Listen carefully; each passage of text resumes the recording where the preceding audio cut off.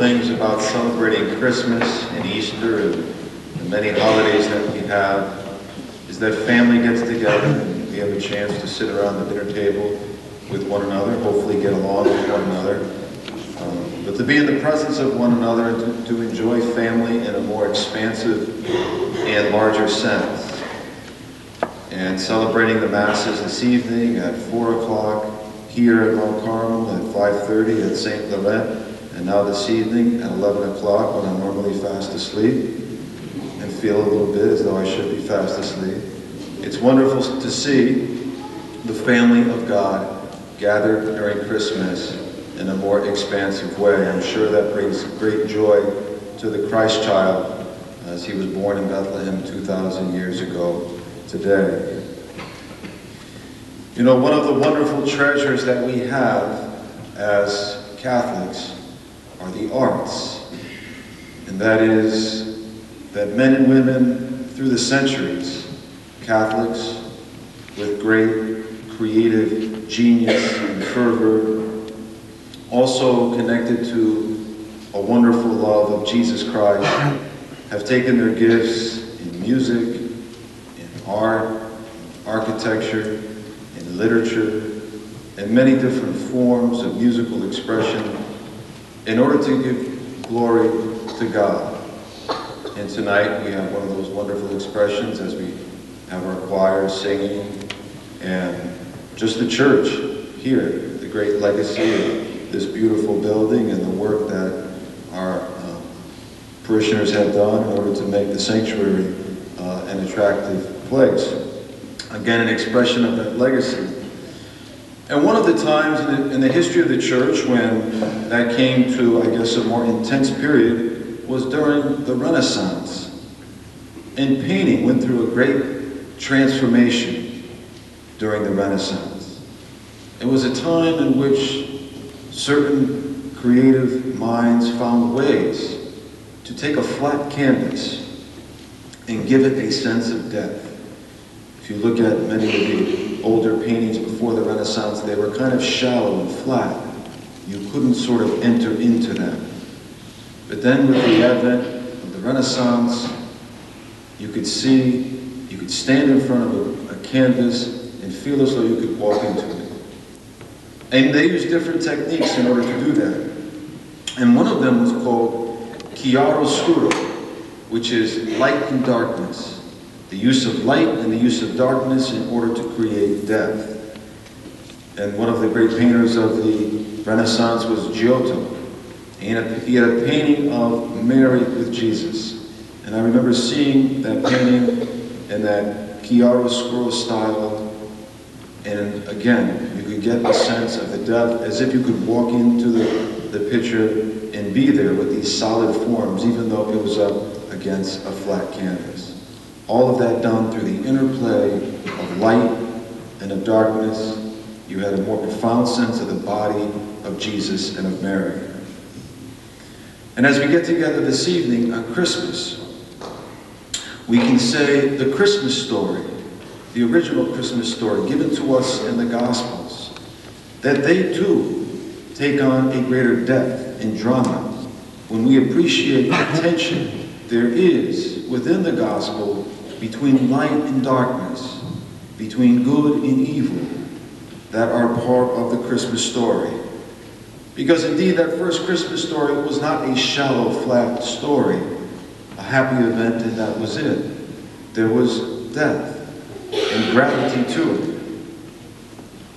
And tomorrow morning in the Gospel, we'll read this from St. John. He says of Jesus coming into the world, "What came to be through him was life, and this life was the light of the human race.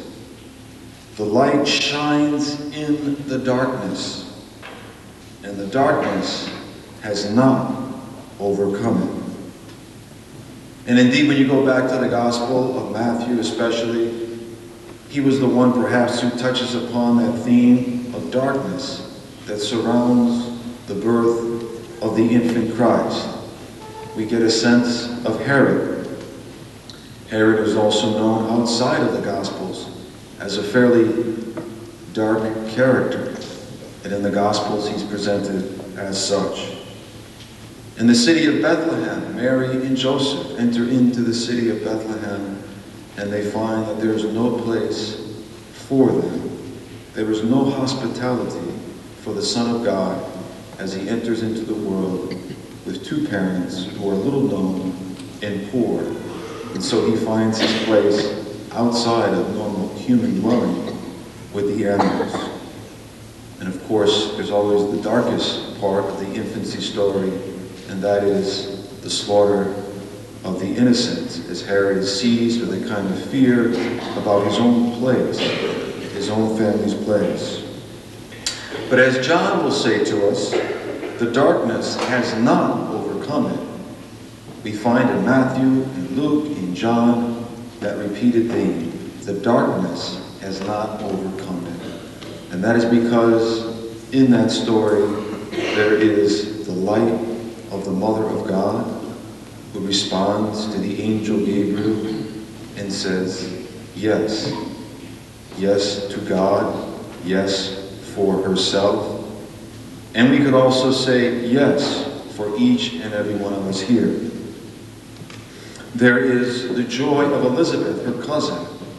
After many years of being without child, she is suddenly pregnant and finds that she also has a very special person within her, the great prophet, the last prophet of the Old Testament, the first prophet of the New Testament, John the Baptist. And then the wonderful figure of St. Joseph. Perhaps we don't appreciate the virtue of St. Joseph.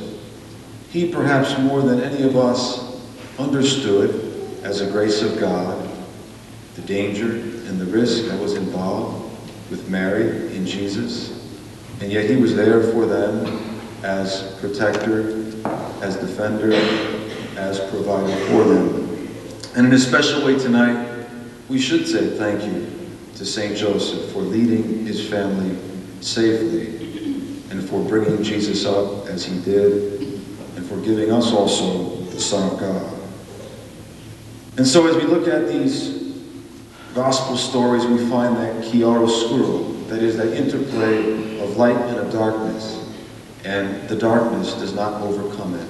The light of Jesus Christ, the light of God's love, the overpowering influence of God's love upon the world shines through.